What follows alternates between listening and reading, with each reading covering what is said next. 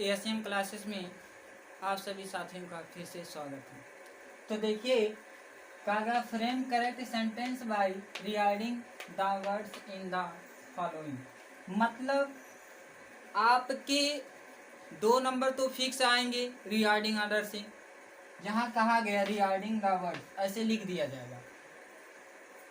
फिर आपके frame correct sentence ऐसे यहाँ लिख दिया जाएगा यहाँ।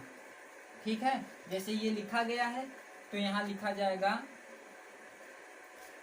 सॉरी यहाँ लिखा जाएगा वाक्य के सामने ऐसे लिखा रहेगा रिगार्डिंग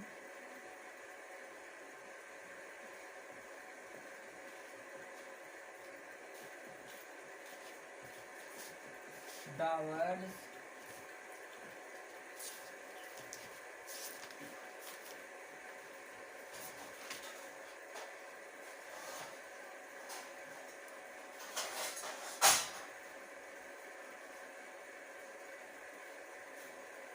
ऐसे लिख देगा या आपके ऐसे लिखेगा।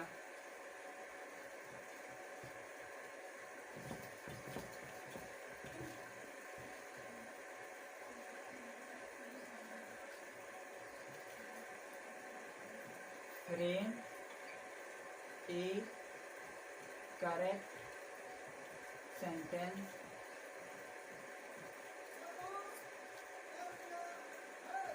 by reading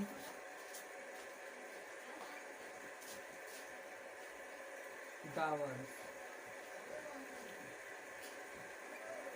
ऐसे लिख देगा।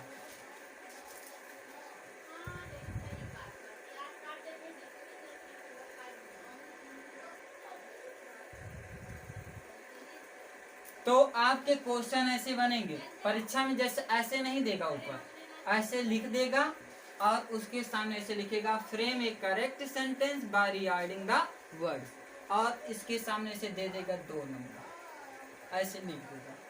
तो 2 नंबर फिक्स आएगा रिगार्डिंग से। किसके लिए आएगा? 10th क्लास के लिए आएगा और 9th क्लास के लिए आता है।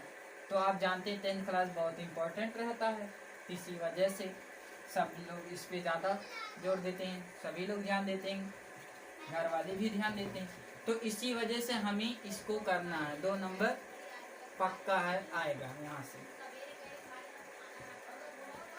तो देखिए, तो has the broken glass fool.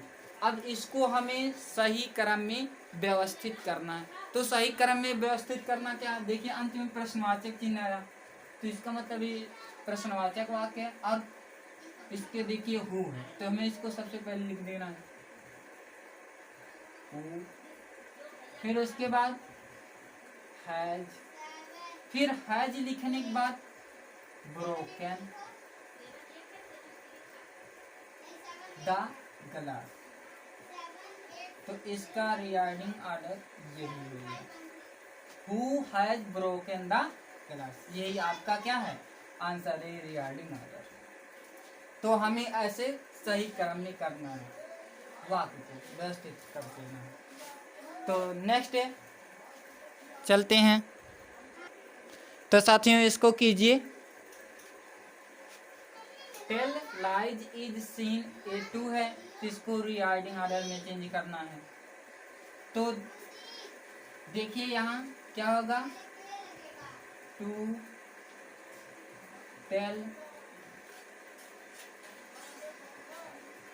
Lies is A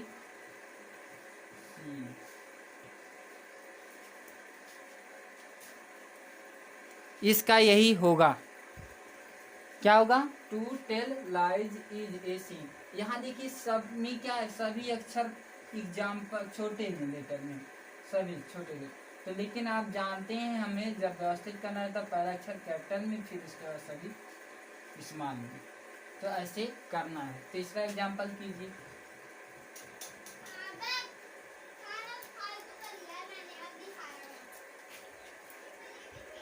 अब देखिए इसका तीसरा एग्जाम्पल क्या, give me it to please something. आप क्या ये सही क्रम में है? नहीं है। गिव कह रहा, फिर मी कह रहा, ईट टू प्लीज, नहीं है। तो हमें इसे सही क्रम में करना, रिगार्डिंग ऑर्डर में। तो क्या लिखेंगे? प्लीज, फिर गिव, फिर मी समथिंग टू ईट। इसका ये होगा, क्या हुआ? Please give me something to eat. मतलब वो क्या है? कृपया मुझे कुछ भोजन दीजिए, या कृपया मुझे खाना दीजिए, कुछ खाना है, ये कह रहा है। ठीक, तो ऐसे सही क्रम में करना है। नेक्स्ट एग्जाम्पल चलते हैं, इसे सही क्रम में कीजिए। गिव सी मिल्क मी,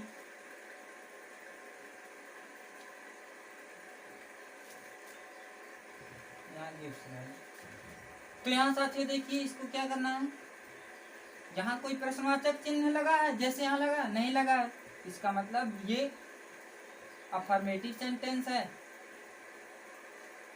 निगेटिव सेंटेंस भी हो सकता है, लेकिन जब नॉट रहे तब। यहाँ नॉट नहीं, इसका मतलब निगेटिव सेंटेंस नहीं है। ये अफर्मेटिव सेंटेंस है, तो आप जानते हैं अफर्मेटिव सेंटेंस में कर्ता सबसे पहले तो सी हो गया, फिर उसके बाद कर्ता लिखने के बाद main verb.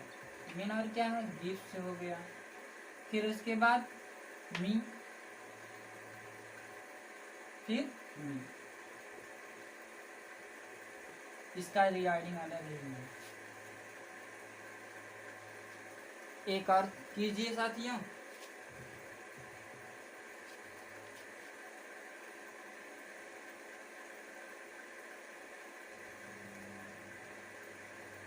honesty the policy best is, honesty the policy best is। इसको सही क्रम में व्यवस्थित कीजिए, रिगार्डिंग ऑर्डर में।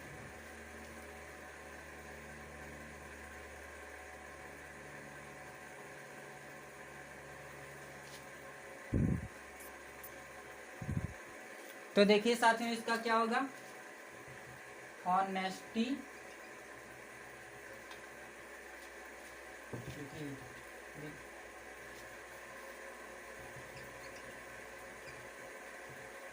Honesty is the best policy. ये रिगार्डिंग इसका सही क्रम में होगा। ठीक साथियों, तो इसको नोट कर लीजिए, इसका स्क्रीनशॉट ले लीजिए।